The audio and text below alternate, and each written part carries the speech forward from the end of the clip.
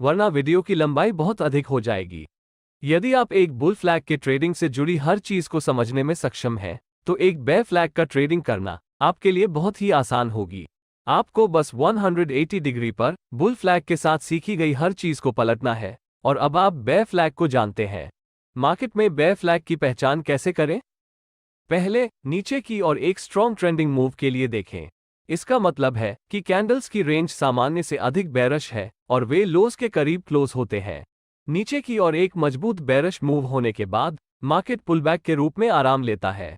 Pullback में पहले की मूव की तुलना में छोटी रेंज की कैंडल्स शामिल होनी चाहिए और रेंज जितनी टाइट होगी, नीचे की और मार्केट ब्रेकआउट होने की उतनी ही अधिक संभावना होगी। मजबूत बेयरिश मूव फ्लैग के पोल को रिप्रेजेंट करती है और पुलबैक के दौरान का प्राइस कंसोलिडेशन पैटर्न का फ्लैग बनाता है। फ्लैग रिट्रेसमेंट पोल की लंबाई के 50% से अधिक नहीं बढ़ना चाहिए, अन्यथा इसे बेयर फ्लैग नहीं माना जाता है। एंट्री क्राइटेरिया अभी भी सिमिलर है, एक्सेप्ट कि अब हम केवल शॉर्टिंग अपॉर्चुनिटीज की तलाश करेंगे, क्योंकि ये एक बेयरिश कंटिन्यूएशन पैटर्न है। जब प्राइस सपोर्ट ट्रेंड लाइन से नीचे टूटती है तो आप सेल कर सकते हैं, लेकिन यहां फेकआउट्स होने का खतरा होता है। इसलिए आप ब्रेकडाउन कैंडल के क्लोज होने का इंतजार कर सकते हैं और फिर इसके लोज से नीचे एंटर कर सकते हैं। लेकिन अगर ब्रेकआउट कैंडल बहुत बड़ी है तो आप बहुत कम प्राइसेस पर एंट्री करेंगे और रिवॉर्ड टू रिस्क प्रभावित होगा। अंत में आप ब्रेकडाउन ट्रेंड लाइन पर एक पुलबैक या रीटेस्ट की प्रतीक्षा कर सकते हैं और प्राइसेस डिक्लाइन होने पर एक शॉर्ट एंट्री ले सकते हैं। यहां मुद्दा यह है कि एक स्ट्रॉन्ग डाउन ट्रेंडिंग मार्केट के दौरान प्राइस अक्सर पर्याप्त रूप से पुलबैक नहीं करेगी और आप अपने अपॉर्चुनिटी से चूक जाएंगे। इसलिए यह आप पर निर्भर है कि आप अपनी एंट्री स्ट्रैटेजी तय करें और लार्ज नंबर ऑफ ट्रेड्स पर इसका प्रैक्टिस करना जारी रखें। वॉल्यूम्स और MACD, RSI आदि जैसे मोमेंटम इंडिकेटर्स का उपयोग करके ये सुनिश्चित करें कि ब्रेकआउट वैलिड है या नहीं। जब आपकी पोजीशन को प्रोटेक्ट करने की बात आती है तो अपने स्टॉप लॉस को ऐसे लेवल पर रखें जो आपके ट्रेडिंग सेटअप को इनवैलिडेट कर दे। इस मामले में यदि प्राइस रेजिस्टेंस ट्रेंड लाइन से ऊपर टूटता है तो बेयर फ्लैग इनवैलिड है। इसलिए स्टॉप लॉस को रेजिस्टेंस ट्रेंड लाइन के ऊपर रखें या अधिक सेफ होने के लिए अपनी रिस्क एपेटाइट के आधार पर स्विंग हाई लेवल के ऊपर 180R का बफर रखें। फाइनली आपका टारगेट प्राइस प्रोजेक्शन मेथड या ट्रेलिंग स्टॉप लॉस मेथड पर आधारित हो सकता है। प्राइस प्रोजेक्शन मेथड के मामले में फ्लैग पोल की लंबाई को मेजर करें और फिर इसे ब्रेकडाउन पॉइंट से सपोर्ट ट्रेंड लाइन के नीचे प्रोजेक्ट करें।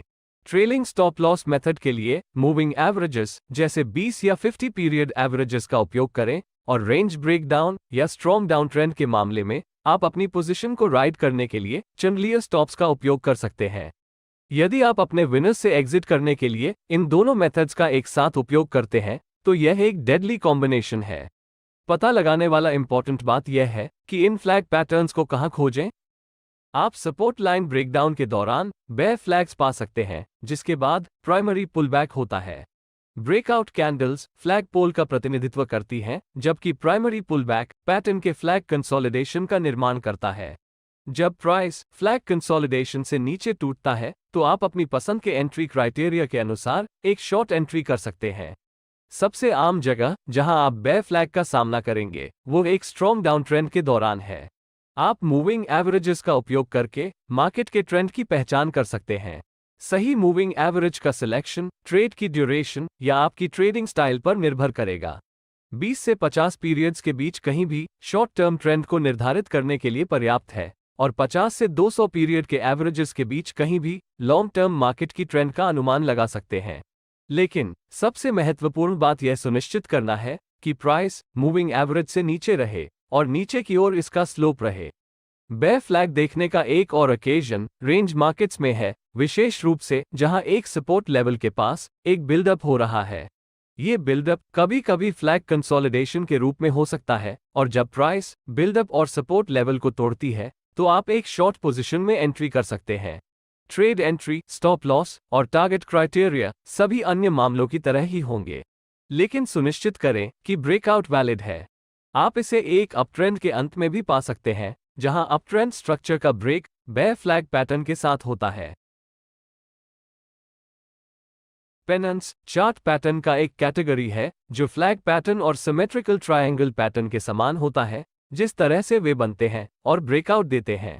लेकिन अगर आप एक पेनेंट और एक फ्लैग को दो भाइयों की तरह मानते हैं, तो पेनेंट अधिक आक्रामक भाई है, क्योंकि यह विस्फोटक ब्रेकआउट्स प्रदान करता है और बहुत ज्यादा रिवॉर्ड टू रिस्क देता है।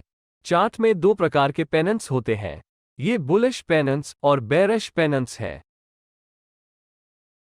बुल पेनेंट एक चार्ट पैटर्न है जो पुलबैक के दौरान एक ट्रायंगल बनाता है। ये दो पाथ से मिलकर बना है। सबसे पहले एक इंपल्स मूव है जो पैटर्न के लेग या पोल का निर्माण करती है। फिर पुलबैक के कारण एक करेक्शन मूव बनती है। अब आप पूछ सकते हैं कि बुल पेनेंट और सिमेट्रिकल ट्रायंगल के बीच क्या अंतर है, क्योंकि वे दोनों एक जैसे दिखते हैं। इसका जवाब बहुत सरल है। अंतर उनके फॉर्मेशन की ड्यूरेशन में है। सिमेट्रिकल ट्रायंगल के साथ आप पैटर्न के स्विंग्स को स्पष्ट रूप से देख सकते हैं। हालांकि बुल पेनेंट के लिए कैंडलस्टिक्स बहुत क्राउडेड और वॉलेटाइल है, जिसके वजह से आप स्विंग्स को क्लियरली देख नहीं सकते। भले ही एक बुल पेनेंट एक बुल फ्लैग पैटर्न के समान है, जैसा कि मैंने पहले मेंशन किया है, लेकिन बुल पेनेंट्स बुल फ्लैग पैटर्न की तुलना में अधिक विस्फोटक ब्रेकआउट्स दे सकते हैं।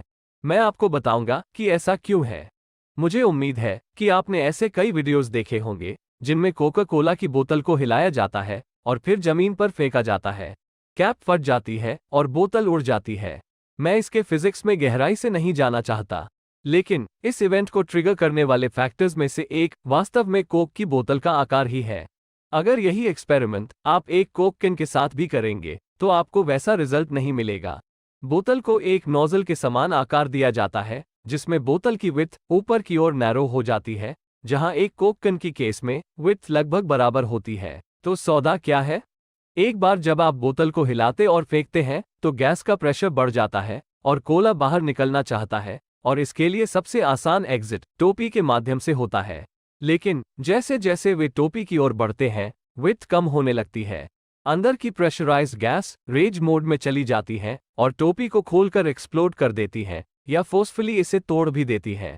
इस टेरिबल फिजिक्स लेसन के लिए मुझे क्षमा कर दे। एसेंशियली बुल पेनेंट पैटर्न में बायर्स और सेलर्स के साथ भी यही होता है। पेनेंट पैटर्न के बाएं से दाएं कंट्रैक्टिंग प्राइसेस इंपेंडिंग वॉलेटिलिटी का संकेत है, क्योंकि बायर्स और सेलर्स दोनों पुलबैक से बाहर निकलने के लिए वेट कर रहे हैं। इसके रिजल्ट एक विस्फोटक ब्रेकआउट हो सकता है।